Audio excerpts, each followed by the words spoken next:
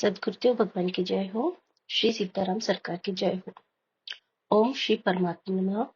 श्रीमद् भगवद गीता 12वां अध्याय। इस प्रकार भगवान के वचनों को सुनकर अर्जुन बोले,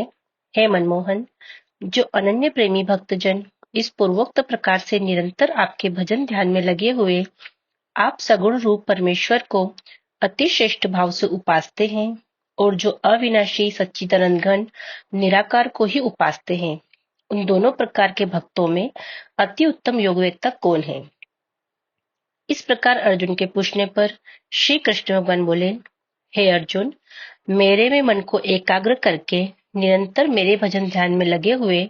जो भक्तजन अतिशय श्रेष्ठ श्रद्धा से युक्त हुए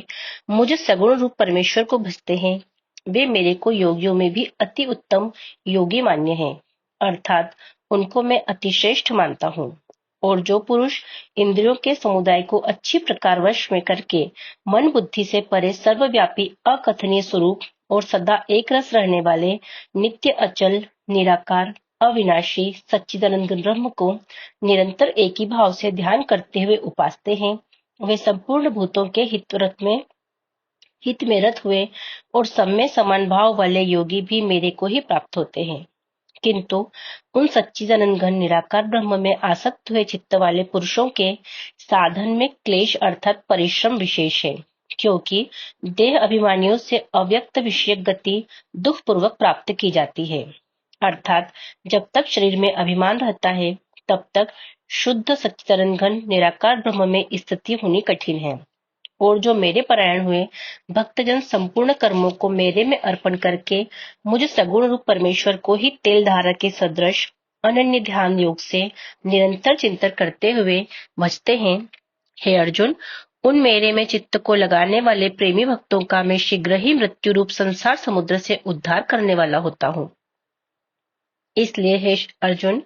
तू मेरे में मन को लगा और मेरे में ही बुद्धि को लगा। इसके उपरांत तू मेरे में ही निवास करेगा, अर्थात मेरे को ही प्राप्त होगा, इसमें कुछ भी संशय नहीं है।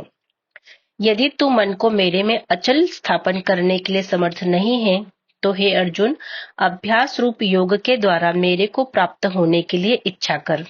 यदि तू ऊपर कहे हुए अभ्यास में भी असमर्थ है तो केवल मेरे लिए कर्म करने के ही परायण हो। इस प्रकार मेरे अर्थ कर्मों को करता हुआ भी मेरी प्राप्ति रूप सिद्धि को ही प्राप्त होगा। और यदि इसको भी करने के लिए असमर्थ है तो जीते हुए मन वाला और मेरी प्राप्ति रूप योग के शरण हुआ सब कर्मों के फल का मेरे लिए त्याग कर, क्योंकि मर्म को न जानकर किए हुए अभ्यास से परोक्ष ज्ञान श्रेष्ठ है और परोक्ष ज्ञान से भी मुझ परमेश्वर के स्वरूप का ध्यान श्रेष्ठ है, तथा ध्यान से भी सब कर्मों के फल का मेरे लिए त्याग करना श्रेष्ठ है और त्याग से तत्काल ही परम शांति होती है। इस प्रकार शांति को प्राप्त हुआ जो पुरुष सब भूतों में द्वेष भाव से रहित एवं स्वार्थ रहित सबका प्रेमी और हेतु रहित दयालु है, तथा ममता से रहित एवं अहंकार से रहित सुख दुखों की प्राप्ति में सम और क्षमावान है, अर्थात अपराध करने वाले को भी अभय देने वाला है, तथा जो ध्यान योग में युक्त हुआ निरंतर लाभ हानि में संतुष्ट है तथा मन और इंद्रियों सहित शरीर को वश में किए हुए मेरे में दृढ़ निश्चय वाला है, वह मेरे में अर्पण किए हुए मन बुद्धि वाला मेरा भक्त मेरे को प्रिय है। जिससे कोई भी जीव उद्वेग को प्राप्त नहीं होता है और जो स्वयं भी किसी जीव से उद्वेग को प्राप्त नहीं होता है, तथा जो हर्ष अमर्ष भय और उद्वेग आदिकों से रहित है, वह भक्त मेरे को प्रिय है। जो पुरुष आकांक्षा से रहित तथा बाहर भीतर से शुद्ध और चतुर है, अर्थात जिस काम के लिए आया था उसको पूरा कर चुका है एवं पक्षपात से रहित है और दुखों से छूटा हुआ है, वह सर्व आरंभों का त्यागी अर्थात मन वाणी और शरीर द्वारा प्रारब्ध से होने वाले संपूर्ण स्वाभाविक कर्मों में कर्तापन के अभिमान का त्यागी मेरा भक्त मेरे को प्रिय है।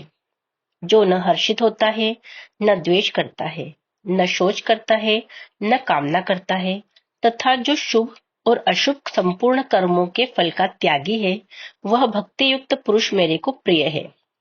जो पुरुष शत्रु मित्र में और मान अपमान में सम है तथा सर्दी गर्मी और सुख दुख आदि द्वंद्वों में सम है और सब संसार में आसक्ति से रहित है,